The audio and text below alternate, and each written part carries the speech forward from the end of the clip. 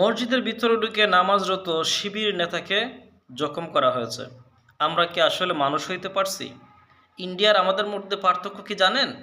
ইন্ডিয়ায় হিন্দুরা মসজিদে ঢুকে মুসলমানদের উপর নামাজরত অবস্থায় আক্রমণ করে, আর আমাদের দেশে মুসলমানরাই, নামদারি মুসলমানরাই, মুসলমানের বাচ্চারাই আরেকজন মুসলমানকে মসজিদের ভিতরে ঢুকে, আল্লাহর ঘরে ঢুকে, যেখানে ইবাদতের জায়গা, সেখানে গিয়ে নামাজরত একজন মুসলমানকে আক্রমণ করে।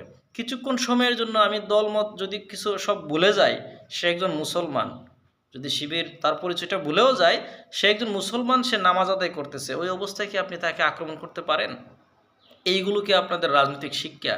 তো এই ধরনের কুলাঙ্গাদেরকে যারা প্রশ্রয় দেয়, আশ্রয় দেয়, তারাই কিন্তু আবার মাইক্রোফোন হাতে নিয়ে আমাদের সামনে বক্তৃতা দেয়, আর দেশ ও জাতির জন্য আমরা ছিঁড়ে ফেলবো, উল্টায় ফেলবো।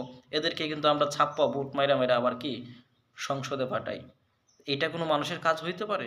একজন মুসলমান নামাজ আদায় করতেছে, এই অবস্থায় গিয়ে তাকে আক্রমণ করা? আপনারা ভুলে যায়েন না, কোনো এক সময় ছাত্রলীগ মারা গেলে মানুষ আলহামদুলিল্লাহ বলতো, আওয়ামী লীগ মারা গেলে মানুষ আলহামদুলিল্লাহ বলতো, পুলিশ মারা গেলে আলহামদুলিল্লাহ বলতো। এই কথাটা ভুলে যায়েন না। আপনারা মারা গেলে যেন মানুষ আলহামদুলিল্লাহ না বলে, সেই কাজটাই করেন।